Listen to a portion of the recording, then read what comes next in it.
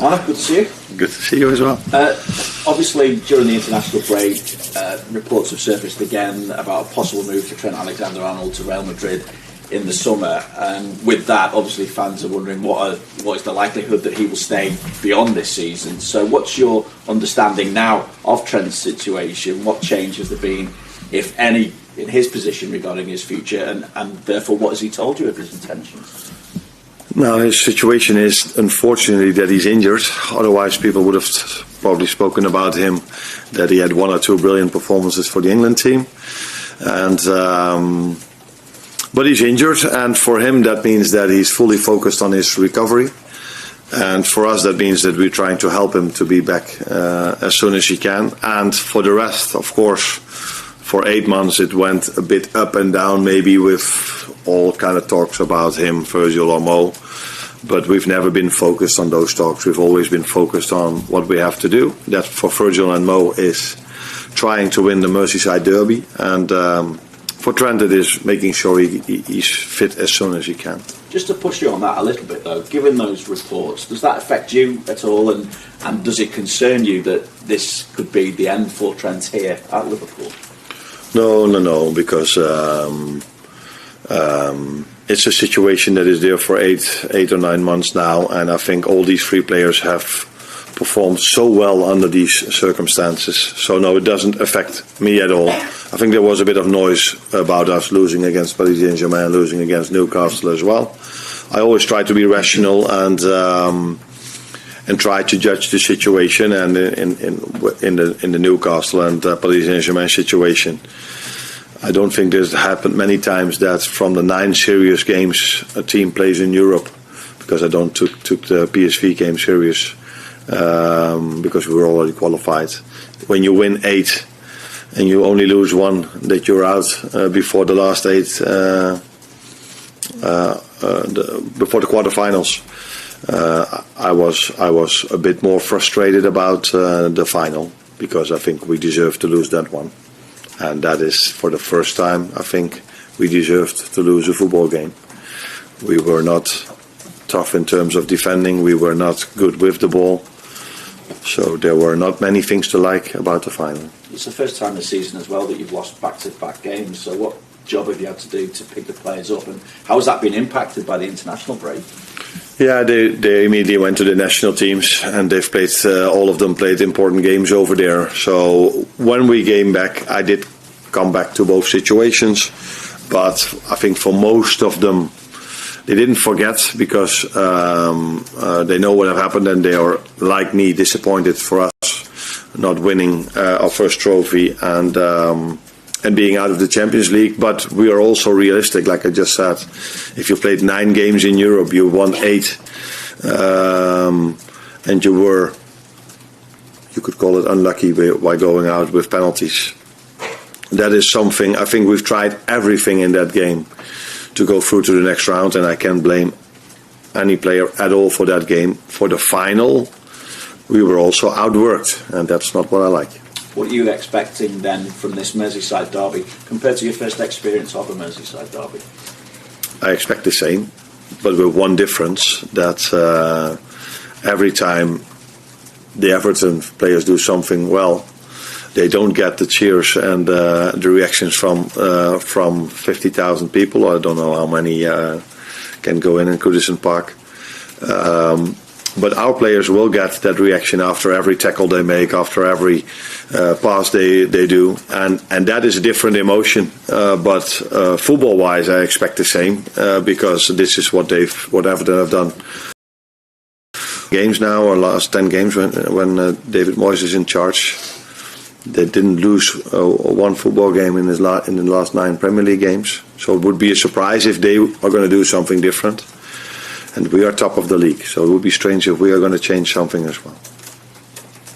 Well, that last meeting obviously got a bit heated towards the end. Are you given just any thought into just avoiding getting dragged into anything like that again in any future games? Yeah, I'm hoping I will act differently next time, but I can't promise.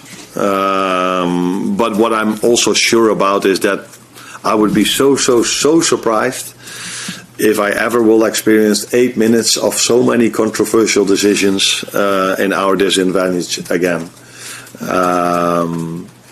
So yes, even if it happens, I hope I act differently. But I can't promise. But I don't think I'm going to experience that again.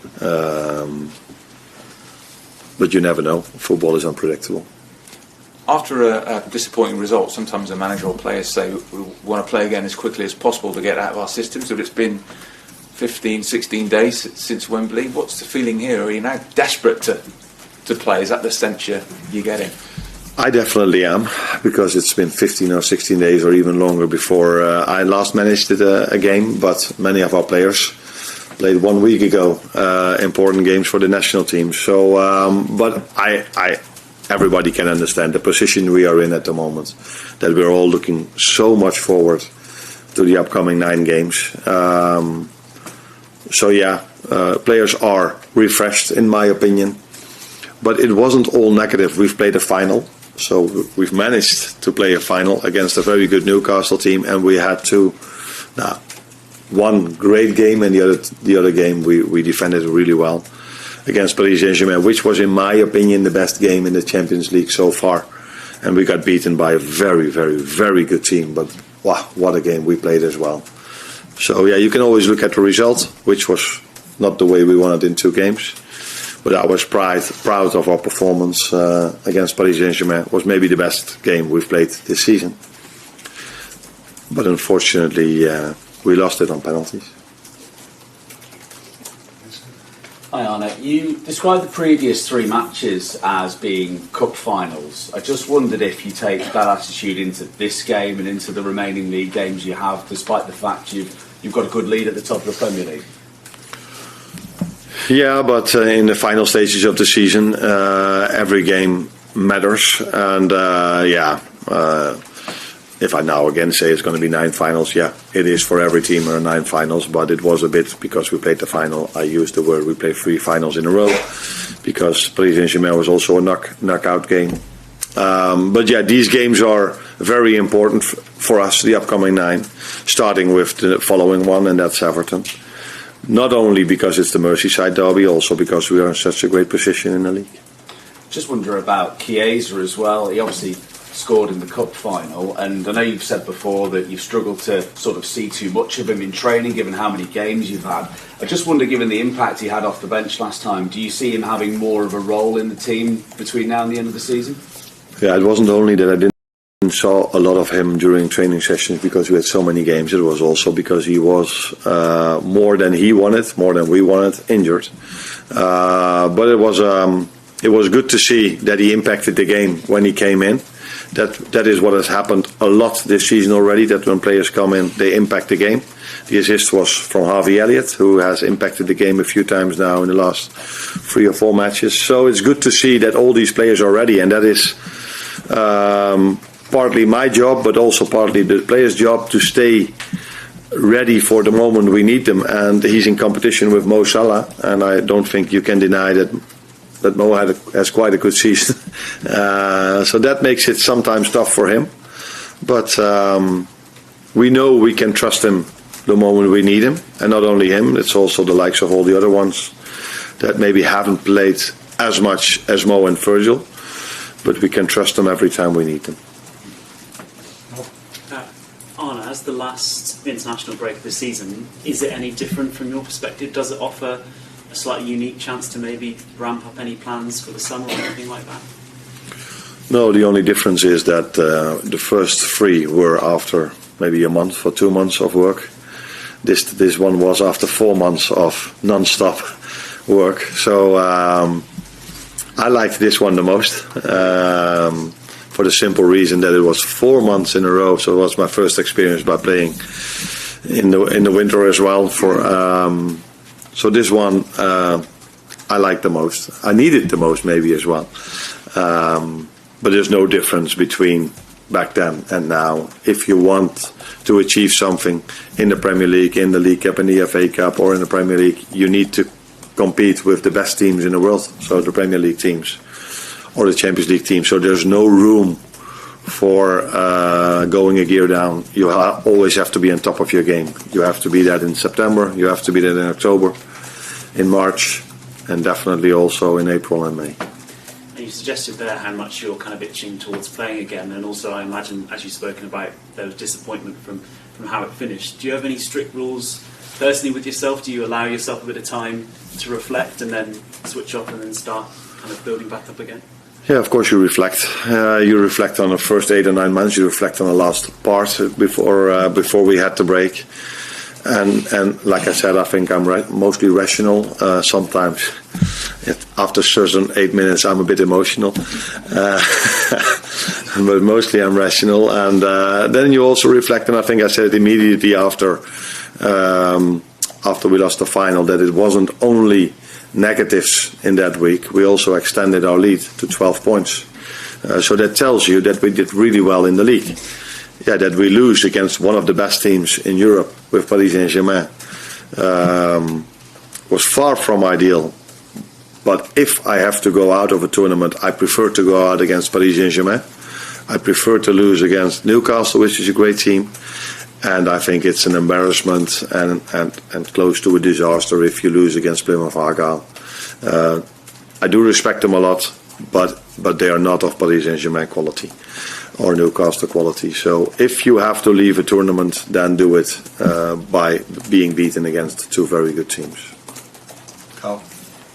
It's rare that you hear a manager say that their players are refreshed after an international break. Usually it's concerns about travelling and stuff.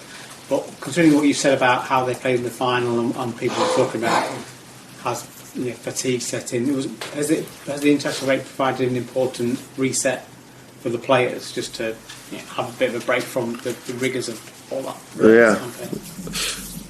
So then I try to be rational again. And if I look at the Paris Saint-Germain game, I don't think in the 8 or 9 months I've been in this job, I've seen my players work that hard as they did. For 120 minutes. So maybe that was also the reason why we looked tired in the final. But again, maybe I don't give the right credits to Newcastle because they made it so difficult for us because of their game plan. So now we're all saying, we lost this because we were tired. No, I think when we were fit and Newcastle played the way they did, it would have still been a very, very, very difficult job for us to win that game because the Newcastle players were so ready for it, played such a great game. So I don't think we were tired for the simple reason that against Paris Saint-Germain we were incredible in terms of work rate and in terms of intensity. And they are maybe a bit more refreshed than after a normal international break because normally we play in the weekend and now we play on Wednesday. So most of them had a few days off as well. For the first time in months that they had 3 or 4 or 5 days off. And so that is maybe the reason why I use the word refreshed. Does it help them sort of mentally though, to get away from the relentless of playing Champions League and then Premier League, and the international is a little bit less intense maybe in terms of the preparations and how they play? Is it almost a mental break as much as a physical break? Yeah, but the mental break comes more from that you go to a different environment with different teammates. And for that reason, it was maybe a good moment after you lose 2 games. If you then stay at your club, you either have to win the next game. But if you go to your national team, things are new again. And it's the same if you go from Premier League to the Champions League. It's a different tournament. So it's a different league, sorry. So maybe that helped as well. That I know, for example, the Dutch team, they played Spain 2 great games. England had also 2 games, maybe not the nicest one to play, but they won both of them. So it's always nice if players go to a different environment and then come back with us after good experience. Because, for example, Lucio Diaz had 2 goals, Cody Gakpo had a goal. So a few of our players showed themselves in a very good way again. Hi, Arne. Set-piece strategy didn't exactly go to plan at Wembley, either attacking or defending. And if you look in the league this season, Liverpool had 26% of their goals conceded come from set-pieces, which is actually the 5th highest in the league. And going up against an Everton team who scored 41% of their goals from set-pieces, which is the highest including the opening goal at Goodison. Now, I'm not going to ask you if you've changed anything because you're not going to tell me. But have you spent more time working on set pieces this week than you would do maybe in a normal week? It's funny because I try to use data as well, but I always try to use it in my own advantage.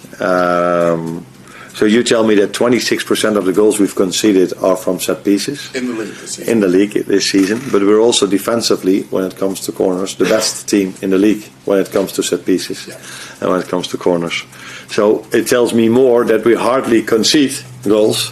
And then if we do concede, a part of it is set pieces. And then, because we only conceded 3 or 4, I don't know exactly the number, it's already 26%. But from all the teams in the Premier League, we have the best record in defending corner kicks. At least that's my data. But we are aware of the fact that we again face a team like Newcastle, with Everton, that is a team that is very strong in set pieces because we conceded the first goal in the Merseyside derby from a set piece. And we conceded a goal against against Newcastle from a set piece. And I've said many times that in big games, and the Merseyside derby is one of them, the big Champions League games, a final is one of them, you cannot win a big game if you have a negative balance in your set pieces. And our main competitor at the moment, Arsenal, shows us on a weekly basis the importance of set pieces. So we are focused on it.